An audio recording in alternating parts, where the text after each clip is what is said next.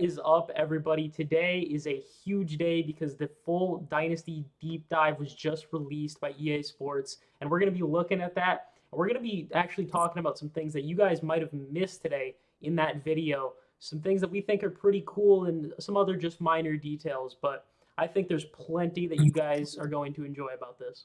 So one of the features that the common eye might have missed when it comes to Dynasty mode is the redshirt system. So you know how in real life how recruits can play 4 games and still keep their redshirt? That's exactly how EAA is going to do it this year. You can customize who you want on a redshirt. You do have a limit at a certain point probably, but it's going to monitor the status of the redshirt as well throughout the year. It's going to let you know like if you want to keep the redshirt or not, which is a really cool thing in my opinion.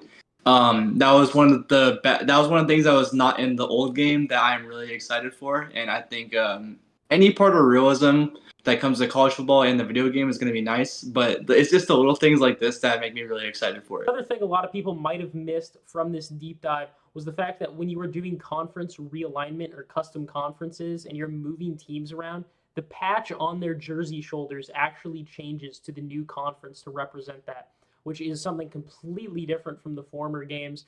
And honestly, this isn't something I saw talked about a lot leading up to the game's release. So this is a big surprise, but something that's awesome just for the realism of it and just really shows the detail levels they went into with this game. When it comes to recruiting, one of the things that I saw that I'm excited for is early signing day and national signing day. So they have 2 signing day periods in Dynasty mode. It's very, very like real life. It's I'm a big recruiting guy. I love following recruiting, and I think early signing day is one of the biggest days of the year. It's when teams can lock in their massively coveted recruits, and they can make sure that they can actually haul in some guy. With how recruiting has been today, people commit one day and decommit the next day. I've seen it personally myself. So it's very, very cool to see that in the game, especially when it comes to locking down recruits that you want. So another thing a lot of people missed was the fact that there are still 50 pipelines. However, they're broken down into different regions. Florida actually has 3 separate pipelines within the state. Central, North, and South Florida are all separate pipelines. And then Metro Atlanta has its own pipeline as well. So there are still 50, but the breakdown of areas really kind of fits to how many recruits are going to be coming out of that. So it makes more sense for each pipeline as opposed to there being really imbalanced ones with lots of players coming out of Florida and then not very many coming out of a state like Oregon or Washington. Another one that was added into this year is you can add 16 teams from Team Builder into your online and offline dynasties, which is a really good add in my opinion. You can add some schools that some YouTubers have done. You can add your own school that you go to that does not have a football team or does not have a D1 football team, and you can bring them into the game and kind of give them your own experience. One of my personal favorite moves because of I know a lot of people who go to school who do not have their school in the game who want to put their school in the game and kind of make it their own thing. So it's one of the new features that I'm really excited for. So obviously a lot of people notice that you're able to DM players to, kind of help get them more interested in your school. But what a lot of people didn't notice is you can actually search through their social media to learn more about the player, the type of player they are, their mental badges, that type of thing. So I think that's something that's been overlooked, but something that could be a pretty cool minor detail. One of the new inputs in the new college football game is the development system. There's normal, impact, star, and elite. It is different from Madden. It's going to be very, very fun to see. I know I've already seen some of the traits from like players like Travis Hunter in the commercials.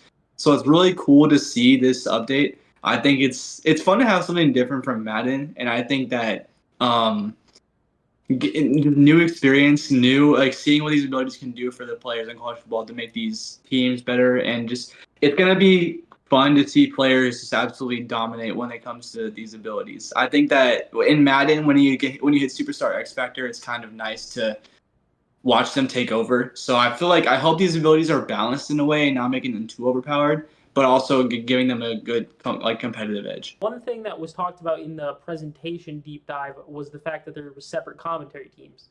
Now, the way this is going to work in Dynasty mode is specifically for whatever the game decides is the game of the week. That will be called by Fowler and Herb Street. All other televised games will be called by the other commentary team. So if you're wondering, when you should expect each commentary team to come into play, most of the time it's going to not be Fowler and Herbstreit, and Herbstreit and Fowler will just be reserved for the biggest games there are. Another cool customization when it comes to the details of the game. You get to choose when the crowd goes like white out, stripe out. You get to choose the big like fun uniform games. And the crowd coordinates with the uniforms, which is, in my opinion, one of the coolest things about the game.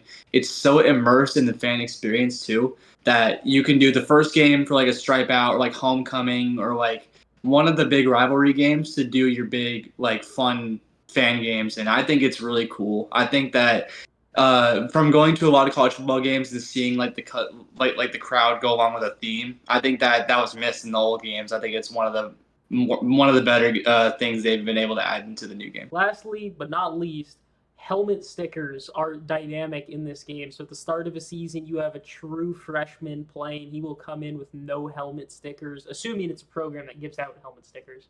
And by the end, if he, scores 23 touchdowns, he will be covered in helmet stickers.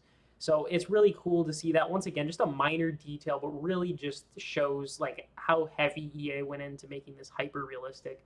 And I just think that's awesome to see stuff like that all around. Yeah, that brings us to the end. We are 12 days away from the release of College Football 25. Hope everybody's excited. We're looking forward to it over here. Please stay tuned for some more videos. Road to Glory news, that's coming soon. So be sure to watch out, like, and subscribe, guys.